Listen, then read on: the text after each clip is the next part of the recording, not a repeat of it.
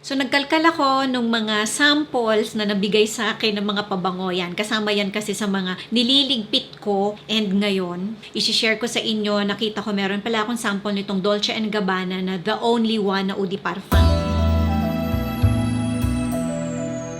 Bago tayo mag-start, yung nasa face ko, ang ginamit ko is itong Missha M Perfect Cover na BB Cream. And yung nasa lips ko, pinaghalo ko itong Clinique Chubby Stick na 08 Grape Up and itong K-Palette na One Day Tattoo na Lasting Lip Tint Stick, and this is in the shade 04. Yan, I need to spray this sa paper. Pero meron akong notes dito guys para alam nyo na mas mabilis kasi na-test ko siya sa skin ko. Kagabi lang actually. I think naamoy ko to sa store before. So sa initial na spray, creamy na caramel frappuccino agad yung naamoy ko. Ang bango niya sa initial na spray. Hindi ko maamoy yung orange na nasa top note or yung iris. Gourmand siya sa nose ko and gusto ko siya ngayon dito sa initial na spray. Ang yummy niya guys, ang yummy niya. So, nagkaroon na ako nung The One noon pa and nakaubos na ako ng isang bottle. It's a beautiful perfume but I was too young when I used it. So, ngayon siguro mas bagay na siya sa age ko para kasi I was on my 20s yata nung nagamit ko yun, nakaubos na ako ng bottle. And I'm not sure kung na-reformulate na siya ngayon kasi hindi ko na rin siya naaamoy ulit. So, baka iba na yung amoy niya compared dun sa experience ko dun sa bottle na yon. But it's something na ayaw ko muna siyang bilihin ulit. Meron kasi akong memory sa kanya na parang ang mature niya na pabango. But funny kasi nga, mas bagay na siya sa edad ko ngayon. And nakaubos ako noon nung mas bata ako. It doesn't make sense guys. Pero hindi ako nagmamadali na bilihin yung The One. So after 5 minutes sa skin ko nitong The Only One, so pakita ko ulit sa inyo. Ito yung pinakalalagyan niya guys. And try ko din ilagay yung itsura ng bottle nito, no? So, mas magiging powdery na siya after 5 minutes. Tapos, papasok na yung pear na note. Hindi ko siya gusto at this point. Nawala yung parang creaminess or yung milkiness na mas gusto ko na lumabas dun sa my initial na spray. Matamis pa rin naman siya. And andun pa rin yung caramel and mahina na coffee na note. Actually, all throughout, parang hindi naman nawawala yung coffee na note. Pero yung coffee kasi, wala siya sa initial na spray pero naamoy ko siya kagad. Siyempre, dahil coffee na type ng pabango to, nako-compare siya kay YSL na Black Opium. Nakakatawa kasi nagbabasa ako ng review. Yung iba ginagamit, shortcut yung Black Opium as BO. Pero kasi 'di ba, si Tom Ford may Black Orchid din, and pag shortcut din 'yon,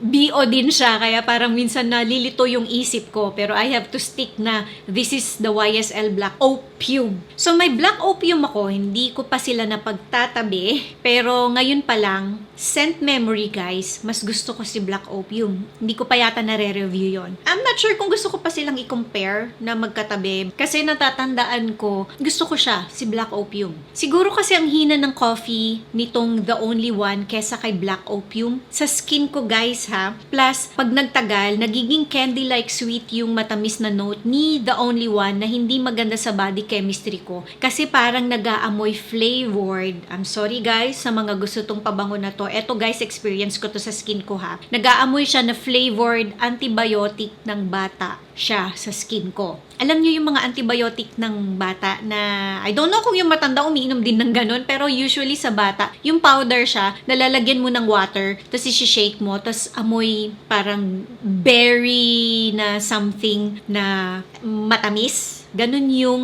naamoy ko sa kanya. So I have this, itong Dolce & Gabbana na The Only One 2. Mas una ko siyang nabili. Pero naalala ko, una ko namang naamoy itong The Only One na Eau de Parfum. Naalala ko sa SM na amoy ko siya. Parang may panglalaki din yata to kung hindi ako nagkakamali. At that time nagustuhan ko siya, pero parang naisip ko, another sweet coffee na perfume. Parang happy na ako sa Black Opium ko, kaya hindi ako nagmadali na bilihin siya. And parang nakalimutan ko na siya guys. At that time nabanguhan ako nung inamoy ko siya sa paper. So etong 2, I thought baka may something different sa kanya kasi parang ibang variant na siya. But this one, mas straight up na flavored antibiotic siya ng bata sa skin ko. Ang daming nangyayari sa kanya na parang it's too much. Although medyo matagal na siya sa bottle, sorry. Mas matagal na tong bottle ko na to. So tingnan natin kung medyo magi-improve pa siya habang tumatagal and mawawala yung parang amoy flavored antibiotic ng bata sa kanya. Pero sobrang amoy gamot siya sa akin.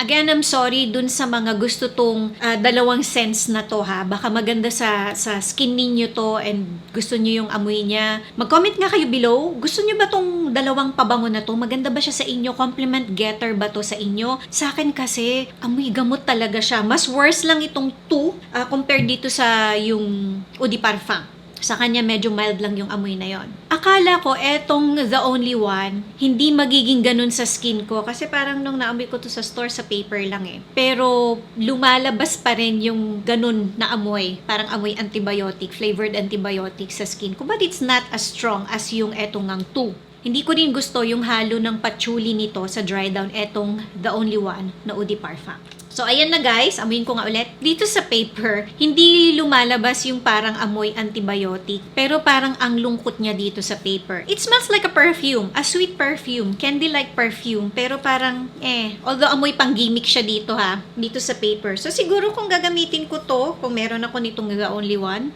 bigyan ko rin ng chance siguro tong si The Only One 2. Sa damit ko lang siya i-spray. Para sabihin natin hindi lumabas yung parang flavored antibiotic na naaamoy ko sa kanya. Pero tignan natin, abangan nyo guys kung lalabas siya sa monthly favorites ko. Lalo ngayon, medyo malamig na weather na. Papunta na tayo sa malamig na weather. I'll try to spray this, lalo itong The Only One 2. Kasi eto lang naman yung bottle na meron ako.